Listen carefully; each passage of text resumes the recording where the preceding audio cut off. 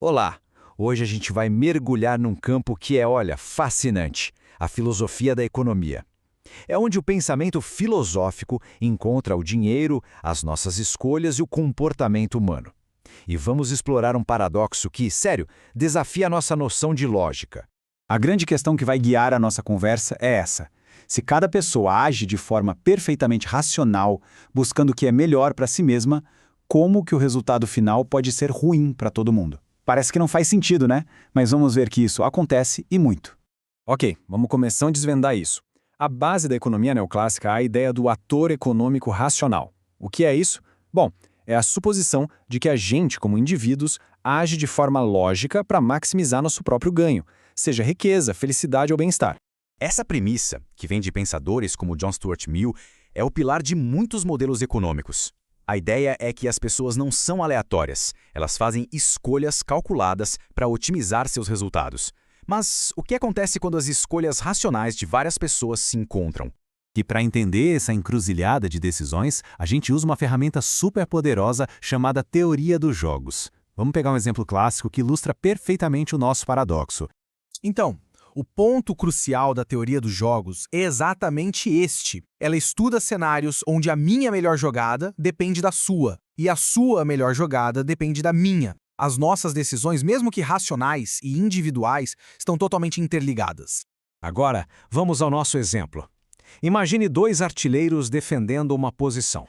Cada um deles tem uma escolha simples: ficar e lutar ou fugir. Essa matriz aí mostra os possíveis resultados. Se os dois cooperam e ficam, o resultado é bom para ambos. Se os dois fogem, o resultado é ruim. O problema, o verdadeiro dilema, aparece quando um pensa em fugir enquanto o outro fica. Vamos entrar na cabeça do artilheiro número 1.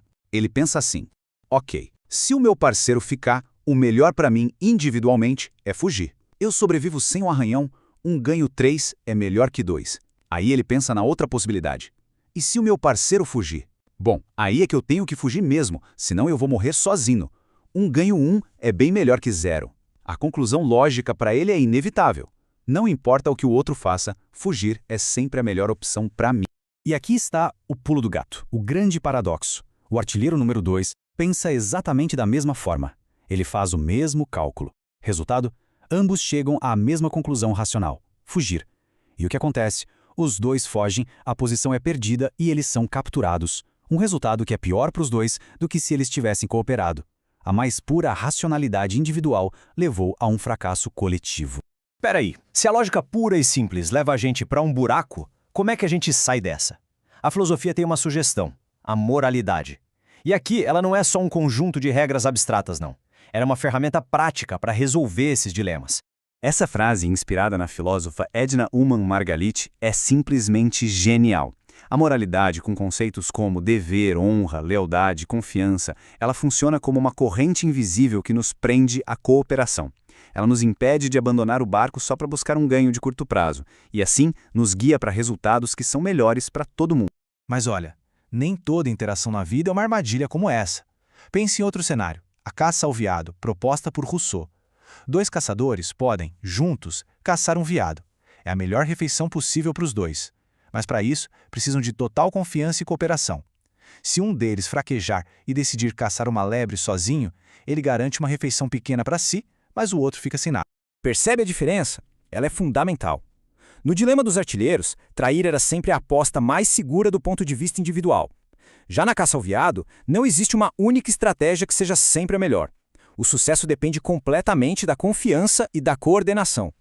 Isso mostra que a estrutura da situação é que define se a cooperação vai ser um risco ou uma necessidade. Ok, a gente viu a teoria, os dilemas, mas como isso se aplica no mundo real, no nosso dia a dia? Vamos levar essa discussão para o mundo corporativo, porque esse mesmo conflito entre o interesse de um e o bem de todos está no coração da ética nos negócios. E aqui a gente chega num debate gigantesco. De um lado tem a visão do acionista, o shareholder, que diz que a única responsabilidade social de uma empresa é maximizar o lucro para os seus donos, é o puro interesse próprio. Do outro lado, tem a visão das partes interessadas, os stakeholders, que argumenta que uma empresa tem uma responsabilidade muito, mas muito maior. E quem são essas partes interessadas? A lista é grande. Não são só os acionistas. São os funcionários, os consumidores que compram os produtos, os fornecedores, a comunidade onde a empresa está, o governo, os credores. Equilibrar os interesses de toda essa gente é uma tarefa bem mais complexa do que só olhar para um número no fim do trimestre, né? Então, vamos amarrar as pontas. A gente viu que a busca racional pelo interesse próprio pode, ironicamente, prejudicar todo mundo. Vimos que a moralidade e a confiança podem ser a saída. E vimos como esse mesmo dilema aparece no coração do capitalismo. Na pergunta, afinal, para que serve uma empresa? E talvez a lição mais importante disso tudo é que a filosofia da economia raramente nos dá uma resposta definitiva de certo ou errado.